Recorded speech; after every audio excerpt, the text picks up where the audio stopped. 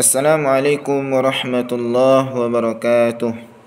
Perkenalkan, nama saya Halim Maulana, NIM 2114010046. Di sini saya akan mereview atau membahas tentang modul ajar pada mata pelajaran Akidah Akhlak, yaitunya pada kelas 7 semester ganjil tingkat MTSN atau Madrasah Sanawiyah. Yang mana yang pertama kita akan membahas tentang informasi umum.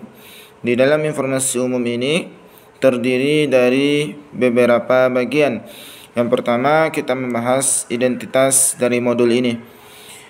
Identitas dari modul ini terdiri dari nama penyusun, yaitu Halim Maulana, nama sekolah MTSN 750 Kota, tahun pelajaran 2023-2024, elemen Akidah Akhlak, kelas 7 semester ganjil, fase D, alokasi waktu 6 kali 40 menit atau 6 jam pelajaran, 3 kali pertemuan.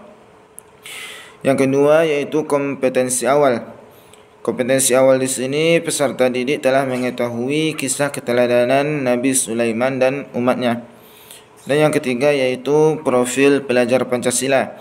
Profil pelajar Pancasila ini terdiri dari beberapa poin. Yang pertama, beriman dan bertakwa kepada Allah Subhanahu wa taala. Yang kedua, berakhlak mulia. Yang ketiga, bergotong royong. Yang keempat, mandiri. Yang kelima, bernalar kritis. Dan yang keenam yaitu kreatif. Selanjutnya pada poin yang keempat itu ada sarana dan prasarana. Sarana dan prasarana yang digunakan di sini yaitu infocus, laptop, kertas, papan tulis, dan spidol. Selanjutnya pada poin yang kelima yaitu target peserta didik pada modul ajar ini, yaitu peserta didik dalam proses pembelajaran ini adalah peserta didik reguler. Dan yang keenam yaitu model pembelajaran yang digunakan pada modul ajar ini yaitu model pembelajaran problem based learning. Adapun langkah-langkah dari model pembelajaran ini yaitu yang pertama, orientasi siswa pada masalah. Yang kedua, mengorganisasikan siswa untuk belajar. Yang ketiga, membimbing penyelidikan individu atau kelompok. Yang keempat, mengembangkan dan menyajikan hasil karya. Yang kelima, menganalisis dan mengevaluasi proses pemecahan masalah. Dan yang ketujuh, pada poin yang ketujuh pada informasi umum ini, pada bagian informasi umum yaitu mengenai metode yang digunakan. Metode pembelajaran yang digunakan pada modul ini yaitu active learning, diskusi dan role play. Itu beberapa poin yang ada pada informasi umum. Yang kedua pada poin B yaitu membahas tentang kompetensi inti. Nah, di dalam kompetensi inti ini juga terdapat ataupun terbagi menjadi beberapa poin. Yang pertama yaitu capaian pembelajaran. Peserta didik dapat mengetahui kisah keteladanan Nabi Sulaiman dan umatnya, serta dapat menerapkan kisah keteladanan Nabi Sulaiman dan umatnya di dalam kehidupan sehari-hari. Itu capaian pembelajaran pada modul ini atau pada materi ini. Yang kedua yaitu tujuan pembelajaran. Setelah melakukan kegiatan pembelajaran, diharapkan peserta didik itu yang mana pada pembelajaran ini terdiri dari 3 kali pertemuan, yang mana tujuan pembelajaran pada pertemuan pertama yaitu peserta didik dapat mengetahui kisah keteladanan Nabi Sulaiman dan umatnya. Yang kedua, peserta didik dapat menerapkan kisah keteladanan Nabi Sulaiman dan umatnya di dalam kehidupan sehari-hari. Pada pertemuan kedua, tujuannya yaitu peserta didik menganalisis kisah keteladanan Nabi Sulaiman dan umatnya. Dan yang kedua, peserta didik menceritakan kisah keteladanan Nabi Sulaiman dan umatnya. Pada pertemuan ketiga, tujuan pembelajarannya yaitu peserta didik dapat menghayati kisah keteladanan Nabi Sulaiman dan umatnya. Pada poin ketiga yaitu pemahaman bermakna. Pemahaman bermakna yang pertama, peserta didik dapat mengetahui berbagai keteladanan yang ada pada diri Nabi Sulaiman. Yang kedua, peserta didik dapat mencontoh keteladanan yang ada pada diri Nabi Sulaiman. Dan yang ketiga, peserta didik mengetahui ayat Al-Quran yang menjelaskan tentang kisah Nabi Sulaiman. Pada poin yang keempat, iaitu membahas tentang pertanyaan pemantik. Pertanyaan pemantik yang pertama, apakah Ananda semua sudah pernah mendengarkan kisah keteladanan Nabi Sulaiman dan umatnya? Yang kedua, siapa yang tahu siapa itu Nabi Sulaiman? Dan yang ketiga, siapa yang tahu apa mukjizat yang diberikan oleh Allah kepada Nabi Sulaiman? Selanjutnya yang kelima, yaitu kegiatan pembelajaran. Di dalam kegiatan pembelajaran itu terdiri dari 3 kali pertemuan. Pada pertemuan pertama itu adanya kegiatan pendahuluan. Itu terdiri dari 10 menit. Mana pada langkah pertama, guru menyapa peserta didik dengan memberikan salam, menanyakan kabar peserta didik, dilanjutkan memastikan peserta didik melakukan aktivitas pagi seperti sholat, mandi, sarapan, berpakaian, seragam lengkap dan siap melaksanakan kegiatan pembelajaran. Dan yang kedua, guru menunjuk salah satu peserta didik untuk memimpin doa sebelum belajar. Yang ketiga, guru melakukan presensi kepada peserta didik. Yang keempat, peserta didik mendapat motivasi agar tetap semangat belajar. Dan yang kelima, guru memberikan persepsi mengaitkan materi pembelajaran yang akan dilakukan dengan materi sebelumnya. Yang keenam, guru menjelaskan tujuan kegiatan yang akan dilaksanakan. Adapun pada kegiatan inti yang pertama, pada langkah pertama yaitu orientasi siswa pada masalah, peserta didik mengamati tayangan video dari YouTube tentang kisah Nabi Sulaiman dan umatnya. Yang kedua, peserta didik berdiskusi dan tanya jawab bersama guru mengenai isi video. Selanjutnya langkah kedua, mengorganisasikan siswa untuk belajar. Peserta didik dibagi menjadi 3 kelompok. Guru membagikan LKPD kepada masing-masing kelompok. Guru membagi tugas kepada masing-masing kelompok dan menjelaskan tentang tugas yang diberikan. Kelompok pertama menceritakan kembali tentang kata-kata sendiri tentang kisah Nabi Sulaiman dan umatnya. Kelompok kedua mengidentifikasi minimal 3 sifat teladan Nabi Sulaiman dan umatnya. Kelompok ketiga menghubungkan sifat terpuji Nabi Sulaiman yang bisa diteladani bagi peserta didik. Adapun langkah yang ketiga, membimbing penyelidikan individu atau kelompok. Peserta didik di kelompok masing-masing membaca LKPD. Peserta didik memecahkan permasalahan tugas kelompok yang diberikan oleh guru. Peserta didik atau kelompok yang mengalami kesulitan mendapat bimbingan dari guru. Langkah yang keempat, mengembangkan dan menyajikan hasil karya.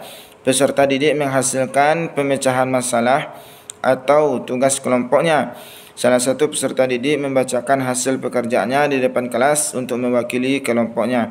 Langkah yang kelima, menganalisis dan mengevaluasi proses pemecahan masalah.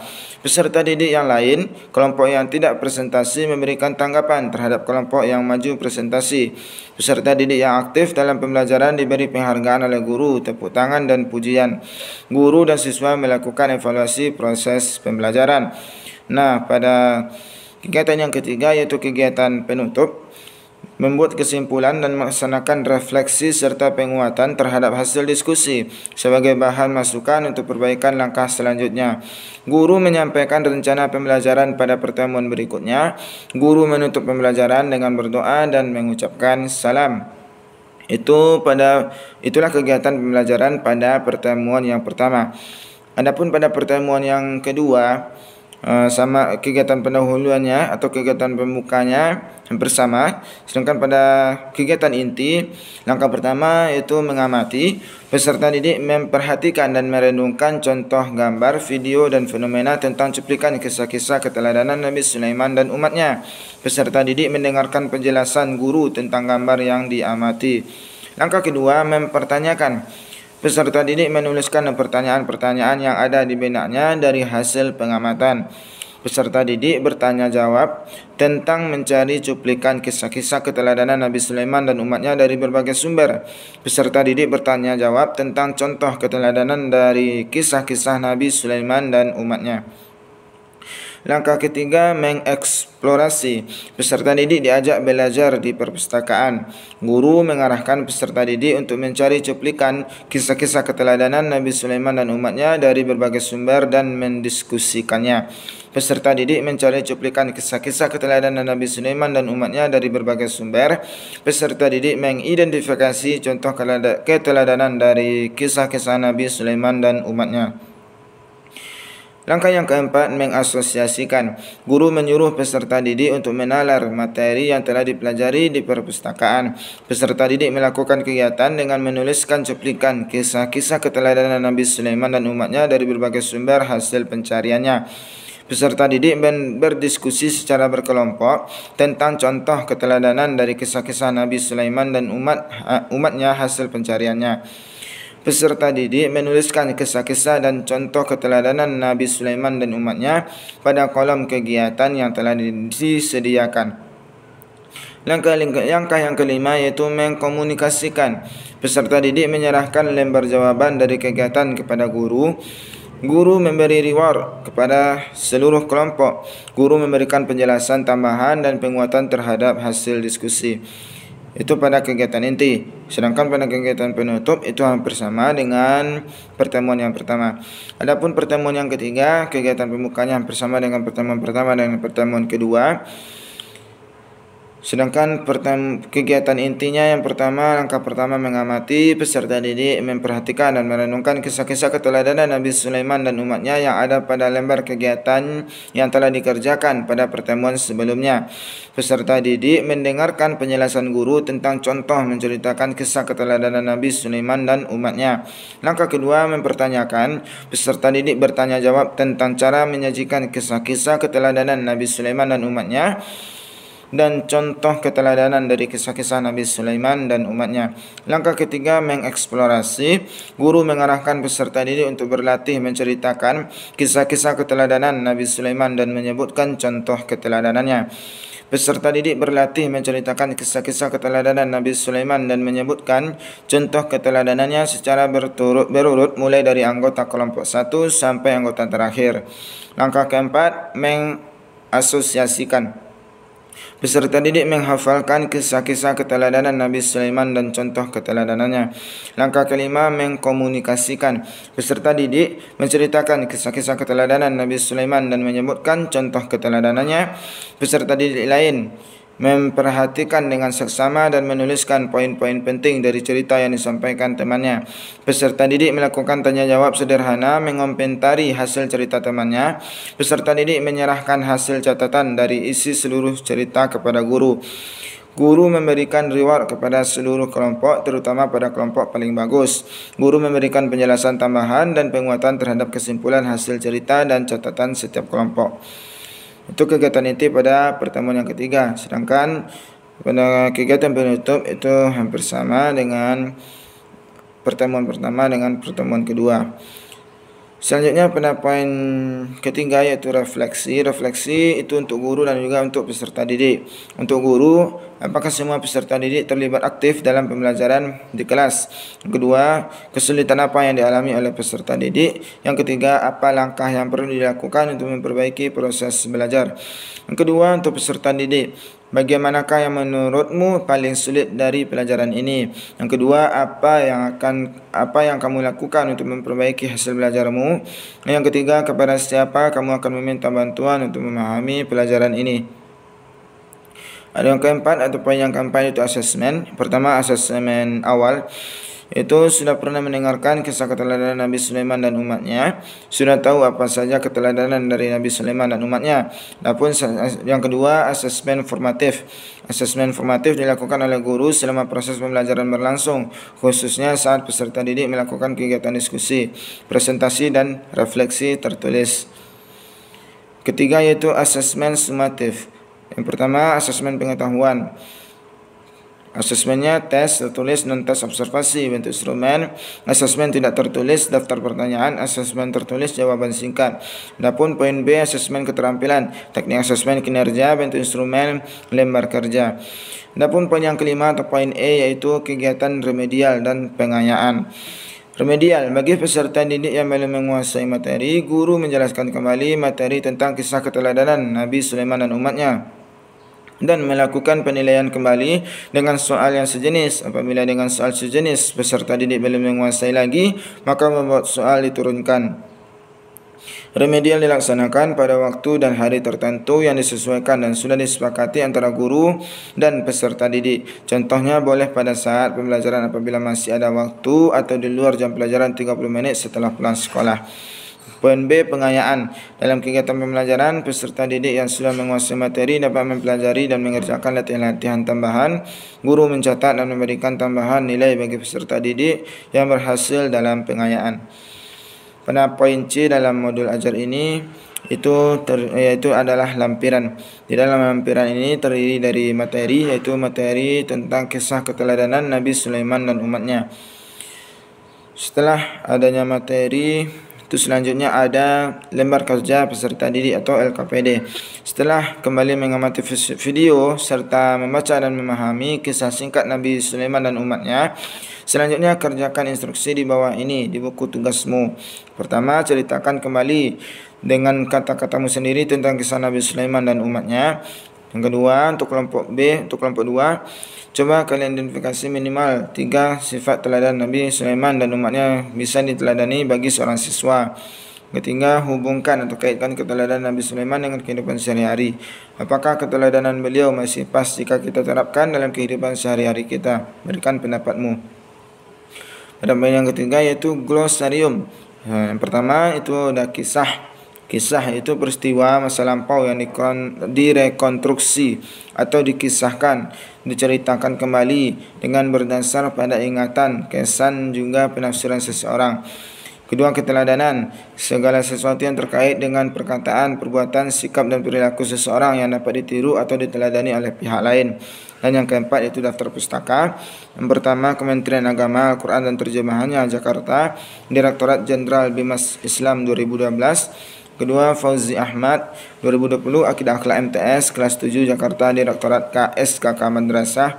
Ketiga, Zuli Hafnani dan Khalil Husaini 2019, Kepemimpinan Nabi Sulaiman dalam Al-Quran, Journal of Quranic Studies volume 4 nomor 1.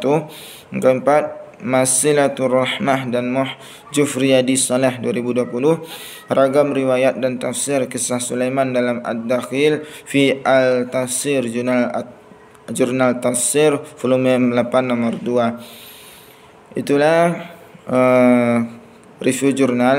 review modul ajar pada mata pelajaran Akidah Akhlak yang dapat saya sampaikan. Saya tutup. Assalamualaikum warahmatullahi wabarakatuh.